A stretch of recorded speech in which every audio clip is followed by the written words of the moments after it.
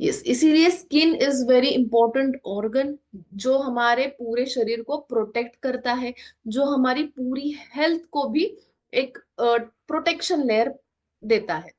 Second जो importance of skin होता है वो है कि जो हम हमारी ब्यूटी रिफ्लेक्ट करता है। हमारी स्किन अगर अच्छी है तो डेफिनेटली वी सी कि हाँ, she is beautiful, he is handsome. तो ये जो ब्यूटी का पार्ट होता है वो हमारे स्किन के ऊपर से हम रिफ्लेक्ट करते हैं।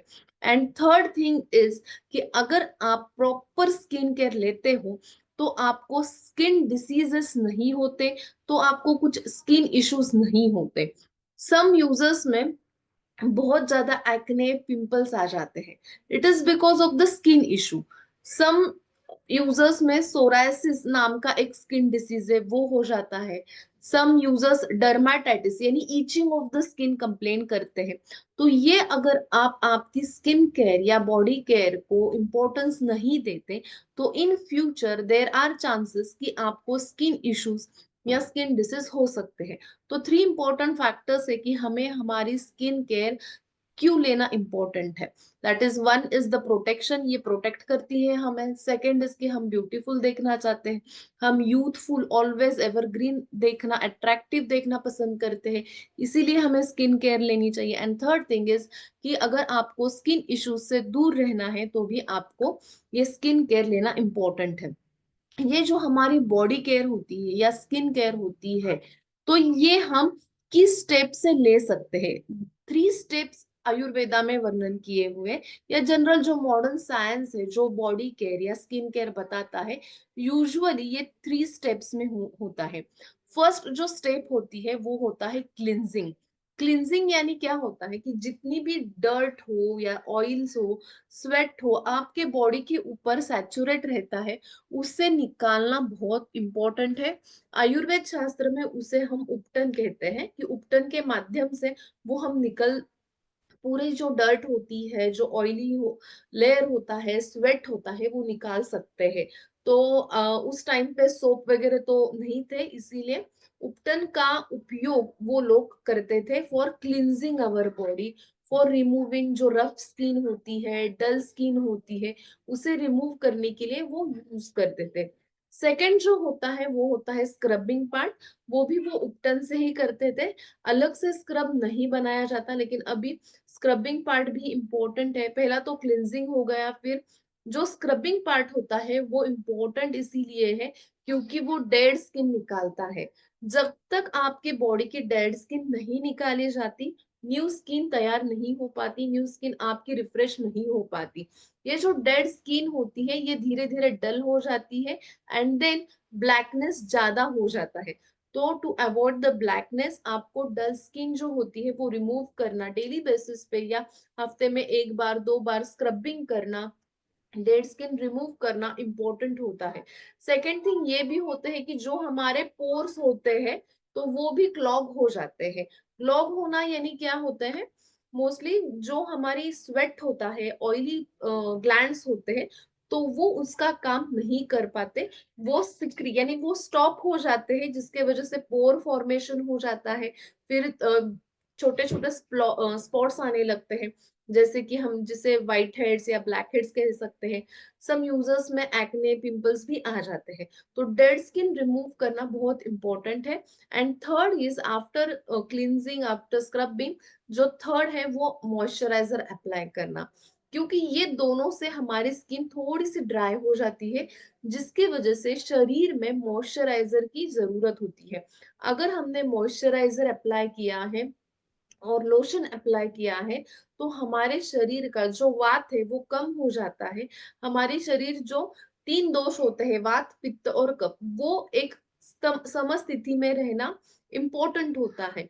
अगर शरीर में due to cleansing and due to scrubbing वात बढ़ जाता है तो उसे कम करने का काम जो है वो हमारा मॉइस्चराइजर करता है, हमारी स्किन को वो हाइड्रेट रखता है, मॉइस्चराइजर प्रोवाइड करता है। तो ये बेसिकली थ्री स्टेप्स होते हैं जो हमारे पूरी स्किन के लिए हमें करना चाहिए। It is not only for space कि हमें स्पेसिफिकली फेस के लिए नहीं बोल रही हूँ, मैं पूरी बॉडी केयर के लिए बोल रही हूँ। जहां जहां स्किन है वहां वहां आपको ऐसे ही केयर लेनी है।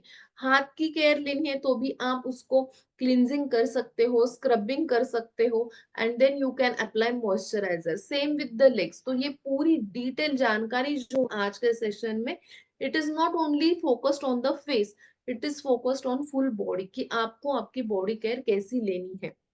ओके। तो हमने इस हिसाब से, हमारा एक प्रोडक्ट है हल्दी चंदन सोप। नाम से ही हमें पता चलता है कि जिसमें हल्दी है, चंदन है, उसके कॉम्बिनेशन से हमने ये हल्दी चंदन सोप लाया है फॉर इफेक्टिव स्किन वेलनेस। तो जो टैगलाइन है हमारी वो बहुत ही इंपॉर्टेंट है, और वो बहुत ही महत्वपूर्ण अर्थ रिफ्लेक्ट करती है। जैसे कि फॉर स्किन वेलनेस, हमारी स्किन अच्छी रहे, हमारी स्किन हेल्दी रहे, इसके लिए हम ये हल्दी चंदन सोप यूज करते हैं। Let your skin to glow again. So ये हल्दी चंदन सोप ग्लोइंग का भी काम करता है। एंड सेकेंड थिंग, हमारी स्किन को हेल्दी रखता है, हमारी स्किन को वेलनेस मेंटेन करने का काम करता है। इसमें हमने क्या क्या कंटेंट यूज किए हैं, और ये हल्दी चंदन सोप हमारी बॉडी को हेल्दी कैसे रखता है। तो दो जो कंटेंट है, सोडियम पाल्मेट और ग्लिसरीन, ये तो बेस फॉर्म में यूज होता है। ग्लिसरीन जो होता है वो बेसिकली ऑल कॉस्मेटिक एजेंट्स में हम यूज करते हैं, क्योंकि जिसके हिसाब से जो एक उसका स्ट्रक्चर आ जाता है, वो मेंटेन करने के लिए ये दोनों केमिकल्स हम यूज करते हैं। Actually it is used in very small format, क्योंकि जो एक स्ट्रक्चर, नेसेसरी स्ट्रक्चर होता है सोप का, वो मेंटेन करने के लिए ग्लिसरीन और सोडियम पाल्मेट ये बहुत अच्छा काम करते हैं। नेक्स्ट जो हमने हमने ये हल्दी चंदन सोप क्यों यूज करना है, इसमें क्या खासियत है। तो हमने चंदन यूज किया है, टर्मरिक यूज किया है, उसके साथ साथ सैफरॉन यानी केसर भी यूज किया है। ये जो टर्मरिक है in Ayurveda, it is known as वर्ण्य। वर्ण्य यानी which increases your glow naturally. तो हमारे पूरे स्किन का ग्लो अगर हमें बढ़ाना है, तो आयुर्वेदा में टर्मरिक को इंटरनली यानी औषध जैसे सेवन करने को भी कहा है, और एक्सटर्नली एप्लीकेशन जैसे कि सोप के माध्यम से आप उसे अप्लाई कर सकते हो, उपटन के माध्यम से भी आप उसे अप्लाई कर सकते हो। तो इसका बोथ द वेज आप यूज कर सकते हो टर्मरिक का, external application as well as internal application. जो हाइपर पिगमेंटेशन है तो वो कम करने के लिए ये काम करता है। सम यूजर्स में हाइपर पिगमेंटेशन होता है mostly on face, sometimes palms में भी होता है, हैंड्स पे भी बहुत हो जाता है। जब वो सनलाइट में बहुत काम करते हैं, जब उनका ट्रैवलिंग सनलाइट में है, और जब ग्लव्स वगैरह नहीं पहने जाते तो भी बहुत टैनिंग हो जाता है। तो वो टैनिंग रिमूव करने का काम भी टर्मरिक करता है, डार्क स्पॉट्स कम करने का काम और ग्लो को इंक्रीज करने का काम टर्मरिक करता है। Second is the saffron. Saffron यानी केसर। ये तो सबको पता है, ड्यूरिंग प्रेगनेंसी प्रेग्नेंट लेडी अगर सैफरॉन का इंटरनल कंज्यूम करे, अगर वो हर एक दिन या alternate day one saffron consume करे, तो ऐसे आयुर्वेदा टेक्स्ट में वर्णन है कि उसका जो बच्चा है वो बहुत ही ग्लोइंग और हेल्दी स्किन का बन जाता है। तो वहां से ये परंपरा आई है कि जो सैफरॉन है वो हमें ग्लो करने के लिए बहुत अच्छा काम करता है, हमारी स्किन को ब्राइट रखता है, जो डार्क स्पॉट्स है वो कम करता है, जो स्किन टोन होती है वो इवन रखता है। इवन स्किन टोन यानी क्या, मोस्टली सम यूजर्स में ऐसे होता है कि पैचेस हो जाते हैं स्किन के। एक पैच होता है तो वो बहुत ही डार्क हो जाता है, दूसरा पैच होता है वो लाइट होता है, तो वो अनइवन पैचेस हो जाते हैं। तो अगर उसको आपको एक ही कलर में इवन रखना है, तो वो काम सैफरॉन करता है। अगर किसी यूजर्स में रेडनेस है, स्किन को कुछ एलर्जी हो जाती है, रेडनेस आ जाता है, पफीनेस आ जाता है, तो इन्फ्लेमेशन होता है, तो वो भी कम करने के प्रॉपर्टीज हमारे सैफरॉन में यानी केसर में हो जाते हैं। सैफरॉन हमारे स्किन को हाइड्रेट भी रखता है और सॉफ्टर हो जाती है स्किन जो है, वो उसका जो फफीनेस है वो कम होके सॉफ्ट हो जाती है। चंदन बहुत ही इंपॉर्टेंट कंटेंट है, क्योंकि चंदन भी ग्लोइंग करने के लिए काम करता है, और मोस्ट इम्पोर्टेंट कि स्किन इश्यूज को वो क्योर करता है। स्किन इश्यूज यानी स्किन के जितने भी डिसीजेस है, जैसे कि एक्जिमा हो जिसे हम स्किन इन्फेक्शन कहते हैं, डर्माटाइटिस जिस डिसीज में ईचिंग बहुत होता है, अगर कुछ इन्फ्लेमेटरी कंडीशन है, स्किन की सूजन है, सोराइसिस है, कुष्ठ है, तो उसे वो कम करने के लिए चंदन बहुत अच्छा काम करता है। अगर वुंड है, किसी को कुछ चोट लगी है, रैशेस होते हैं, सनबर्न्स होते हैं, बहुत टैनिंग होती है, तो वो कम करने के लिए भी चंदन बहुत अच्छा काम करता है। इसके साथ हमने इसमें परफ्यूमर कलर भी ऐड किया है in a very less amount, but ये जो तीनों कंटेंट का कॉम्बिनेशन है दैट इज एक्सीलेंट। तो ये आपको ग्लो भी देगा, आपकी स्किन को ब्राइट भी करेगा, और अगर कुछ स्किन इश्यूज है तो वो क्योर करने के लिए भी ये काम करेगा। आप इसको कैसे यूज करते हैं? Apply daily for bathing purpose, for cleaning your body purpose, आप ये डेली बेसिस पे यूज कर सकते हो। तो सेकंड अभी नेक्स्ट हम जो देखेंगे वो है हमारा बॉडी लोशन। तो फर्स्ट तो क्लियर हो गया कि नहीं, हमें हल्दी चंदन सोप के क्या क्या फायदे हैं, उसमें क्या क्या कंटेंट यूज किए हैं। इसके जो फायदे हैं और बॉडी लोशन के जो फायदे हैं, ये एक साथ में बेनिफिट्स में बता दूंगी, क्योंकि ऑलमोस्ट सेम उनके बेनिफिट्स होते हैं। इसीलिए अभी सेकंड जो प्रोडक्ट है वो है बॉडी लोशन। बॉडी लोशन जो होता है वो मोस्टली हम हमारी स्किन मॉइस्ट रखने के लिए यूज करते हैं। स्किन लेयर को नरिशमेंट होनी चाहिए, स्किन हमारी हेल्दी रहनी चाहिए, और हाइड्रेशन मेंटेन होना चाहिए, इसीलिए हम बॉडी लोशन मिक्स करते हैं। यूजुअली क्या होता है, अगर हम बॉडी लोशन अप्लाई नहीं करते तो हमारी स्किन ड्राई हो जाती है। जैसे बॉडी ड्राई हो जाती है तो डर्माटाइटिस यानी ईचिंग ऑफ द स्किन शुरू हो जाता है। तो फिर वो ईचिंग क्या होता है, तो यूजर ईचिंग करने लगता है, फिर वो पोर्स में कन्वर्ट हो जाता है, फिर वहां पे फोड़ आने लगते हैं, एंड देन फिर उसमें ब्लड आना, पस आना, वाटर आना, ऐसे सब शुरू हो जाता है। तो most important function of body lotion कि हमारी हमारी स्किन को हमेशा हमेशा मॉइस्ट रखना है, इन ऑल सेंस। लाइक ऐसा नहीं है कि सम यूजर्स ये यूज कर सकते हैं, हम ये यूज नहीं कर सकते। आयुर्वेदा में ऐसे बताया है कि हर प्रकृति में जितने भी वात प्रकृति, पित्त प्रकृति और कफ प्रकृति है, सबको आपकी स्किन को नेचुरली मॉइस्ट रखना इम्पोर्टेंट है। जिसके वजह से आयुर्वेदा में पहले तो बॉडी लोशन नहीं था, इसीलिए वो तेल यूज करते थे, यानी ऑयल यूज करते थे, और वो भी प्रकृति के हिसाब से सा। अदर बहुत ही वात प्रकृति का यूजर है तो उसे हम फॉर एग्जाम्पल महानारायण तेल देते थे। बहुत ही पित्त प्रकृति का लोग है तो हम उसे चंदन तेल देते थे, और अगर कफ प्रकृति का लोग है तो हम लाक्षा तेल देते थे। तो ऐसे प्रकृति वाइज वहां पे तेल डिस्क्राइब किया जाता था। लेकिन आयुर्वेदा टेक्स्ट में ये भी वर्णन है कि हर एक लोग ने स्क्रबिंग करना, क्लिंजिंग करना एंड लोशन अप्लाई करना इम्पोर्टेंट है।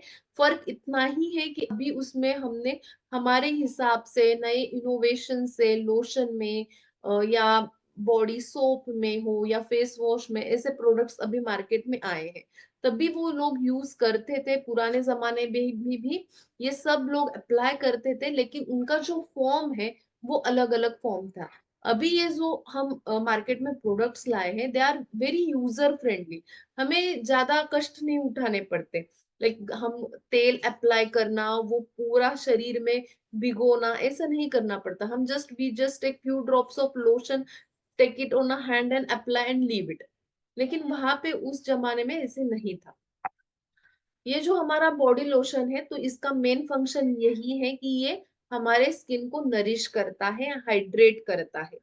ये डेली बेसिस पे ही आपको यूज करना है, मोस्टली 2 टाइम्स 3 टाइम्स। जब भी आप आपकी बेदिंग प्रोसेस कंप्लीट हो जाती है उसके बाद भी आप ये अप्लाई कर सकते हो। जैसे कि पहले आपने बाथ लिया है, शॉवर लिया है, शॉवर लेने के बाद भी आप ये अप्लाई कर सकते हो पूरे स्किन को, पूरे बॉडी को।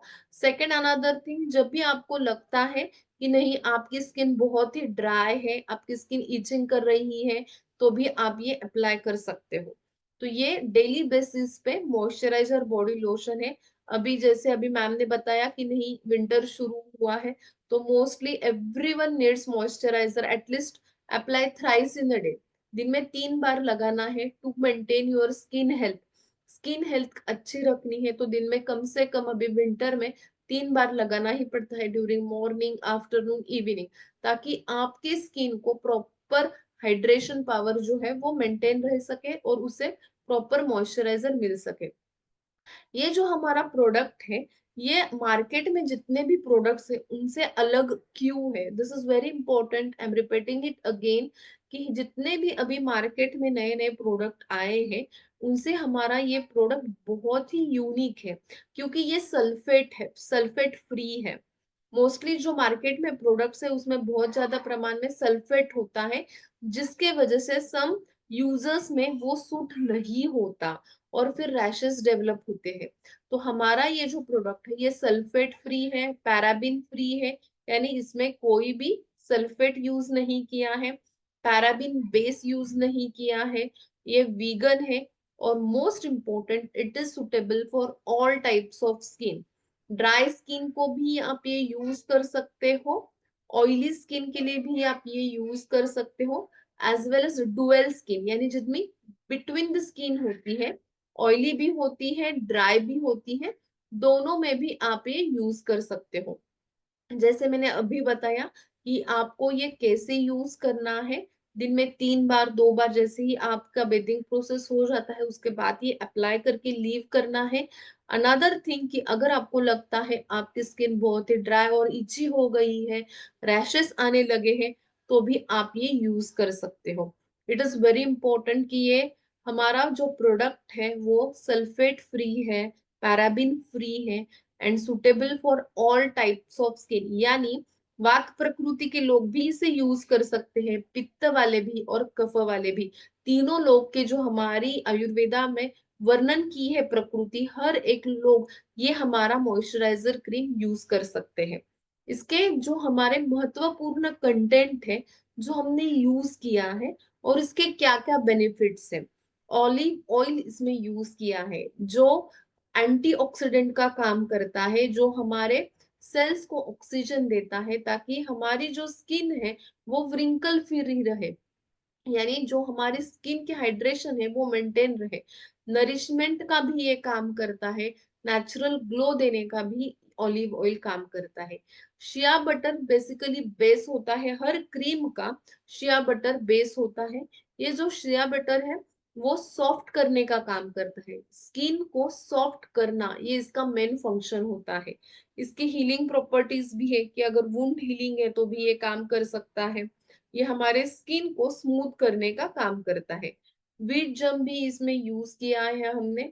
व्हीट जम जो है वो गेहूं होता है, तो ड्राई, जब हम गेहूं को dry, more and more dry करते हैं सनलाइट में या किसी ड्रायर में, तो वो कन्वर्ट हो जाता है व्हीट जम में, फिर उससे हम ऑयल निकालते हैं एंड देन हम ये यूज करते हैं। तो ये व्हीट जम ऑयल होता है, तो ये ब्लड सर्कुलेशन के लिए बहुत इंपॉर्टेंट होता है। स्किन आपकी हेल्दी तभी रखती है जब उसमें हमारा डाइजेशन प्रोसेस अच्छा है, मेटाबॉलिज्म प्रोसेस अच्छा है एंड ब्लड सर्कुलेशन अच्छा है। अगर ब्लड सर्कुलेशन अच्छा है तो वो रिफ्लेक्ट हो जाता है स्किन पे। इसके वजह से हमने विटजम यूज किया है जो ब्लड सर्कुलेशन को मेंटेन करता है, एंड जो एजिंग के साइंस होते हैं यानी व्रिंकल्स आना, तो वो भी कम करने का काम ये विटजम करता है। अर्गन ऑयल यूज किया है, जो डैमेज स्किन को रिपेयर करने के चांसेस अर्गन ऑयल में बहुत ज्यादा होते हैं। एक्ने रैशेस को भी ये कम करता है, बर्न्स है तो भी ये कम करता है, ड्राई स्किन को ये अवॉइड करता है, यानी ड्राई स्किन अगर किसी की है तो वो मॉइस्ट रखने का काम, नेचुरल प्रॉपर्टी होती है अर्गन ऑयल में, नाम से ही पता चलता है कि इसमें ऑयली कंटेंट ज्यादा है, इसीलिए ड्राई स्किन को मॉइस्चराइजर देने का काम ये करता है। अनदर कंटेंट है कि ग्रेप सीड हमने यूज किया है। Grape seed it act as a best best antioxidant, यानी डेड सेल को रिमूव करने का काम ये ग्रेप सीड करता है। अनदर फंक्शन की जो डेड स्किन है उसको रिमूव करके नए सेल बनाना, नई स्किन टोन मेंटेन करने का काम ग्रेपसीड में होता है।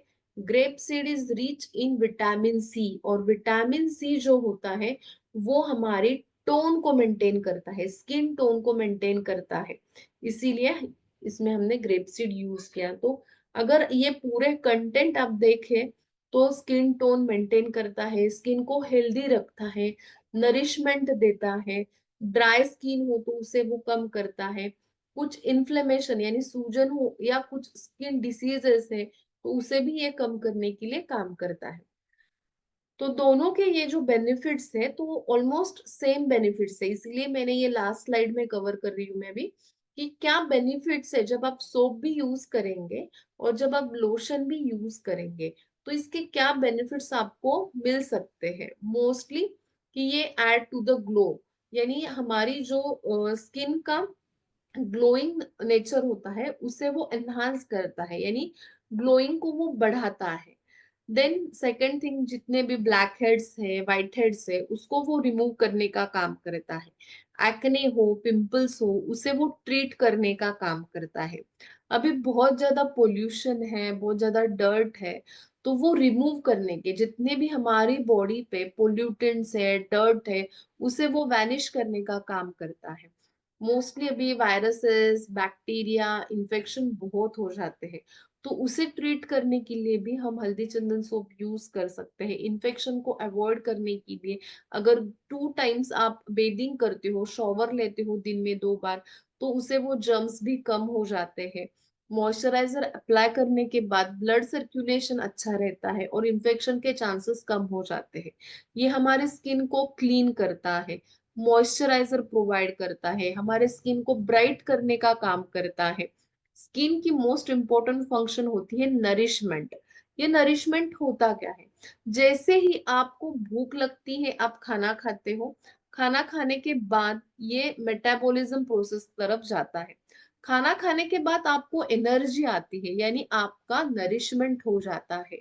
तो ये इंटरनली होता है कि नहीं, आपको भूख लगती है, आप खाना खाते हो, और वो जो खाना है वो आपको एनर्जी देता है, वो आपको नरिश करता है। उसी हिसाब से अगर आपको स्किन को एक्सटर्नली नरिशमेंट करना है, तो उसे ये बेदिंग सोप हो, चाहे फेस वॉश हो या स्किन केयर के जितने भी प्रोडक्ट्स हो, वो आपको लगाना इम्पोर्टेंट होता है। तभी आपकी स्किन को नरिशमेंट मिल जाती है। आपकी हाइड्रेशन पावर भी मेंटेन करना इम्पोर्टेंट है। हमारे जो स्किन है उसका पीएच होता है 7.2 या 7.4, तो ये मोस्टली अल्कलाइन पीएच होता है। लेकिन अगर आप आपके स्किन का, आपके बॉडी टोन का प्रॉपर ख्याल नहीं ले पाते, तो ये स्लाइटली एसिडिक हो जाता है। और जब ये एसिड की तरफ जाता है, यानी जब इसका पीएच 6.8 या 6.9 हो जाता है, तो स्किन इश्यूज उस यूजर्स में दिखाई देने लगते हैं। इसीलिए हाइड्रेशन पावर या pH of the skin normal रहना इम्पोर्टेंट होता है। अगर कोई रैशेस है, वुंड्स है, पिंपल्स, एक्ने है, तो वो क्योर करने के लिए भी हमारा जो फेस वॉश है या हल्दी चंदन सोप है, लोशन है, वो दोनों काम कर सकते हैं। तो ये था आज के सेशन में। Thank you so much. We will start with question answer session. Thank you so much ma'am, बहुत ही या, शानदार अमेजिंग सेशन था आपका। Thank you. तो स्टार्ट करते हैं मैम। Yes yes. सबसे पहले हमारे साथ हैंड रेस किया हुआ है उज्जवल मुखर्जी, आसाम। उज्जवल गुड सर, इवनिंग। वेलकम आपका। Good evening ma'am. Yes, good very evening. Good evening. Thank you. मेरा बेटी जो है, आज का सेशन अच्छा है, बट मैं अलग क्वेश्चन पूछना चाह रही हूँ। ठीक मेरा है। बेटी मेरा बेटी 13 इयर्स का ओल्ड है। Okay.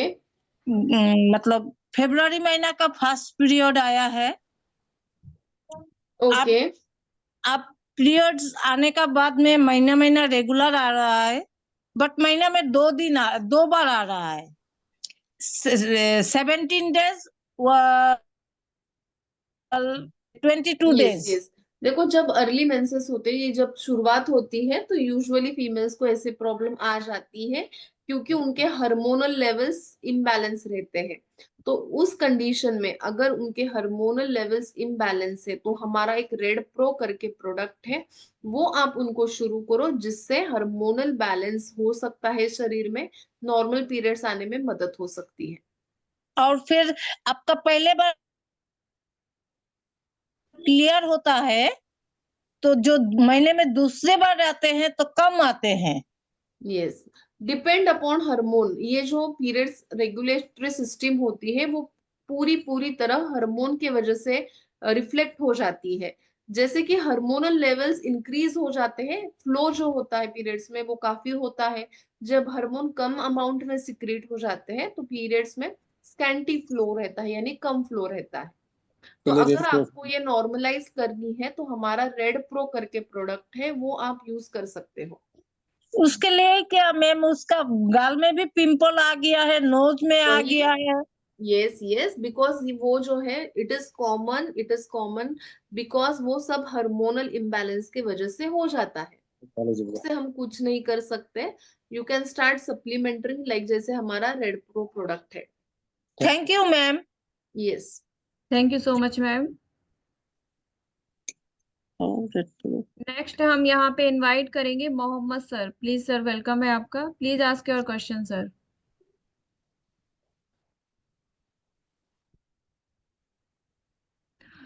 Mohammad hello. Sir, welcome है आपका। नमस्ते ma'am.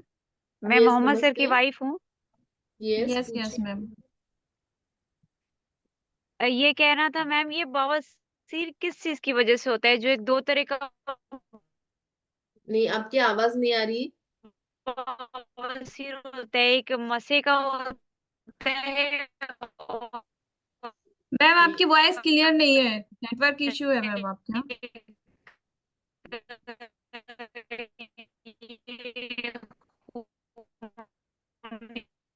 So doctor रिंचल ma'am, ma'am का जो स्टार्टिंग में क्वेश्चन था कि ये बवासीर किस मतलब क्या वजह रहती है इसकी, किस कारण से होता है, आई थिंक।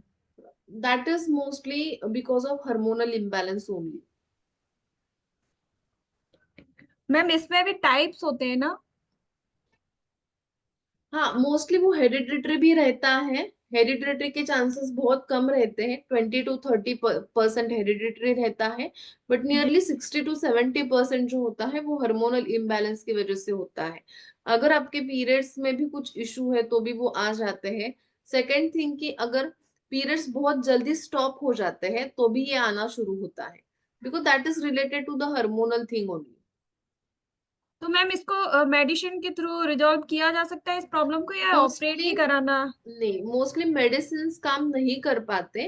नियरली 10-20% रिकवरी के चांसेस होते हैं, लेकिन operation is only the source thing to do. Yes ma'am. Thank you so much ma'am. Next हम यहाँ पे इनवाइट करेंगे Priya Chauhan ma'am. Please ma'am, welcome है आपका। Please ask your question ma'am. Thank you so much Shikha ji. और बहुत बेहतरीन सेशन था। और मुझे मेरा सवाल ये है कि जैसे स्किन को ही लेकर है। होता क्या है कि अभी ये प्रॉब्लम मैं खुद इशू कर मतलब मेरे अंदर ही है, तो जिसको मैं फेस कर रही हूँ कि अचानक सडनली एक ईचिंग सी होती, ईचिंग नहीं कह सकते, एक पिंचिंग टाइप का होता है स्किन पर। और उस जगह पर एक हल्का सा कुछ ना कुछ, जिसे कहते हैं ना, नमक के दाने के बराबर का कुछ निकलता है। और तो ऐसा क्यों है? बल्कि बेहतरीन हम अपना सोप भी इस्तेमाल कर रहे हैं और हर चीज बढ़िया ही यूज कर रहे हैं, इसके बावजूद भी ऐसा क्यों हो रहा है, ये मैं यस, जानना। देयर आर, या डेफिनेटली नाइस क्वेश्चन।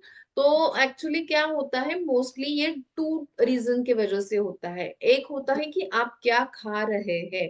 अगर स्किन रिलेटेड कुछ खा रहे हैं जो स्किन को हैम्पर्ड करता है, जैसे कि बहुत ही अमाउंट में आपका नॉनवेज फूड इंटेक है, बहुत ही अमाउंट में सॉल्ट इंटेक है, ऑयली सॉल्टी फूड है, एंड बहुत अमाउंट में, ज्यादा अमाउंट में कर्ड अगर आप खा रहे हो, तो मोस्टली ये स्किन इश्यूज रहता है। And second thing, due to the climatic conditions, जैसे कि एक ऋतु दूसरे ऋतु में चेंज हो जाता है। जब भी रेनी सीजन होता है तो रेनी सीजन अभी विंटर में कन्वर्ट हो गया है, तो पूरा सीजन जब एक सीजन दूसरे सीजन में कन्वर्ट हो जाता है, तो उस हिसाब में क्लाइमेटिक कंडीशंस हो जाती है जो बॉडी समटाइम्स कोप अप नहीं कर पाती, जिसकी वजह से ये हमें देखने को मिलता है।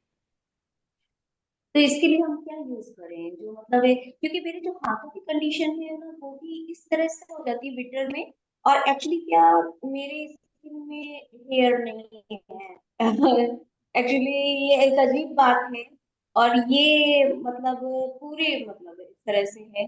तो प्रॉब्लम ये आ रही है कि, और जबकि पता नहीं क्या है, क्लाइमेट विंटर का आया नहीं कि मुझे किस तरह के इश्यूज होने लगते हैं। यस तो यस, इसके लिए अगर क्या? विंटर में तो एक्चुअली जब ये शरद ऋतु होता है, शरद ऋतु यानी विंटर के पहले का जो हल्का सा ऋतु होता है उसे हम शरद ऋतु कहते हैं। ऐसे कहा है शरद ऋतु में nearly 90% of skin diseases occur. तो ये जो स्किन डिसीजेस होते हैं वो ऋतु के हिसाब से होते हैं, जैसे क्लाइमेट धीरे धीरे बदल जाता है वैसे वो चेंज होने लगते हैं। तो आप क्या प्रिकॉशंस ले सकते हैं? You can include more amount of ghee. Okay, जो काऊ का घी होता है तो वो आप आपके डाइट में आप इंक्लूड कर सकते हो। जो ताक होता है यानी बटर मिल्क होता है, और कड़ होता है यानी दही होता है, वो पूरा आपको अवॉइड करना है। नॉनवेज इंटेक बहुत बहुत ही कम करना है, सॉल्ट इंटेक कम करना है। तो ये बेसिक थिंग्स आप ले सकते हो।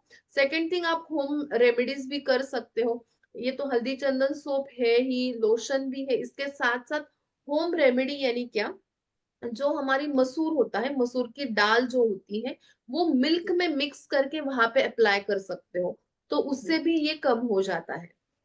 ठीक है, मैं ट्राई करती हूँ इसको, यस क्योंकि श्योर। बहुत ज्यादा ही ये बढ़ता चला जा रहा है और ये मेरे लिए दिक्कत का कारण बन रही है। Thank you sure. So thank you so much ma'am. Next या मैं यहाँ पे इनवाइट करूंगी राजकुमार सर। प्लीज सर, वेलकम है आपका। Please ma'am ask your question sir. नमस्ते मैडम जी।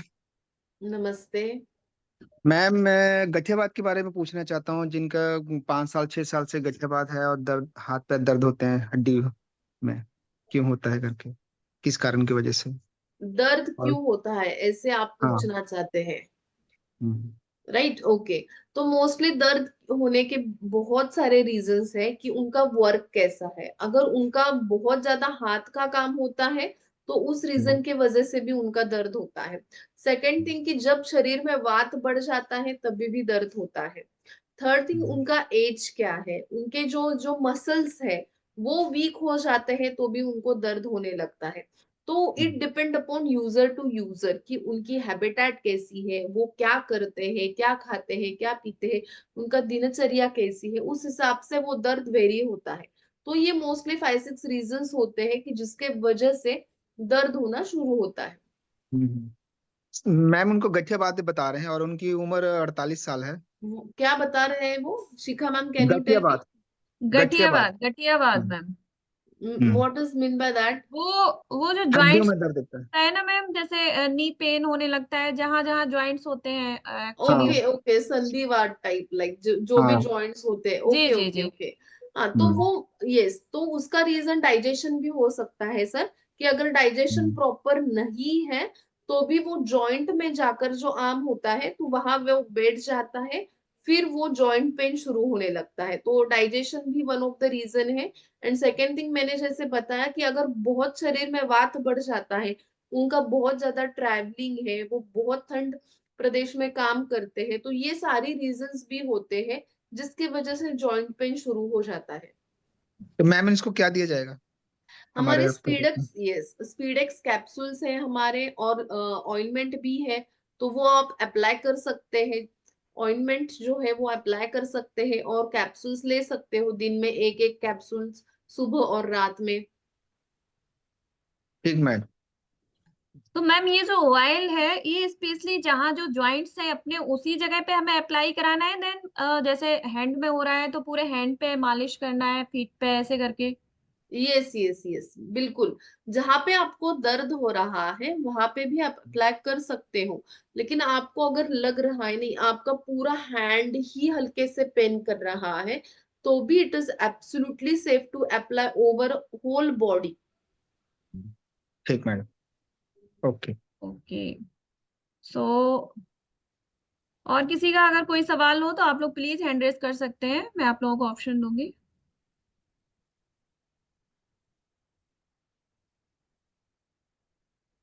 कोई तो चैतन्य करके है मैडम, वो हैंड रेज कर रहा है, चैतन्य बोंडवे करके। चैतन्य। हाँ सर, आप अनम्यूट करो सर। हेलो। हाँ बोलो, पूछो। जय मैडम। हाँ जय हिंद। मैम मेरा सवाल थोड़ा सा कोलेस्ट्रॉल के संबंध में है। पूछिए। जी। मैम कोलेस्ट्रॉल के जो टेस्ट है उसके बाद में उसका इफेक्ट कहाँ पर कैसे मालूम पड़ेगा विदाउट टेस्टिंग, जिस तरीके से शुगर रोधी का करते हैं और जो वो ब्लड प्रेशर वाला बीपी वाला करते हैं, तो इसका टेस्ट किस तरीके से मालूम पड़ेगा? हाँ देखो, अभी कैसे है, डायबिटीज का टेस्ट जो है वो इजीली अवेलेबल है, प्रिक करके हम उसका रिपोर्ट ले सकते हैं।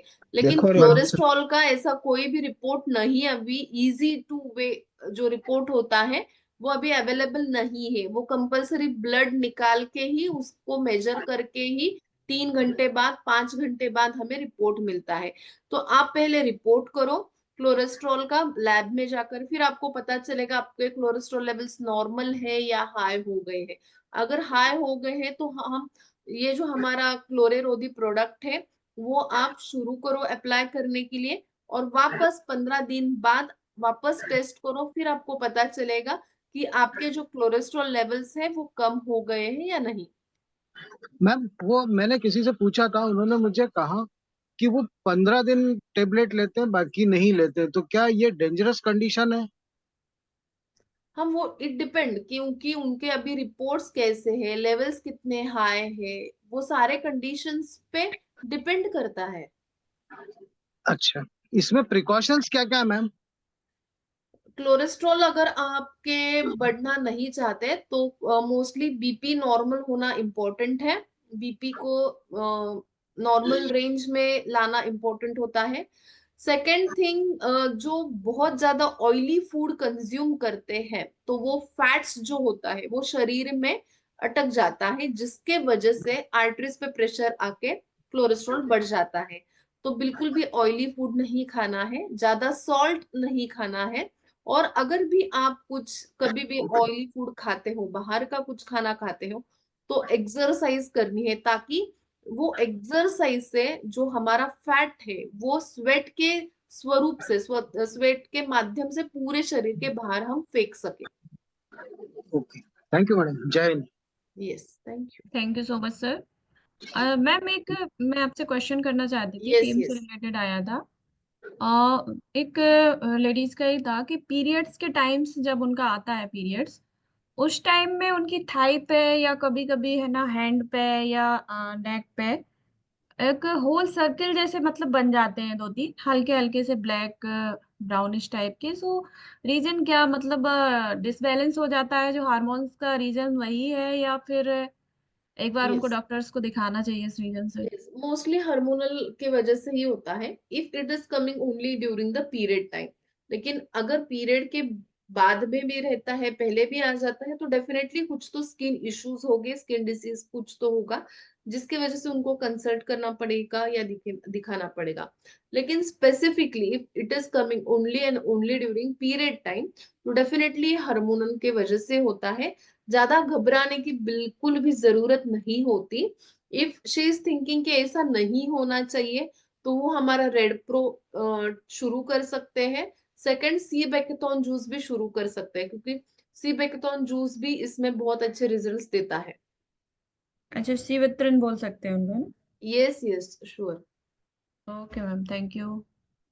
और किसी का कोई सवाल है तो प्लीज आप लोग एक बार हैंड रेज करिए।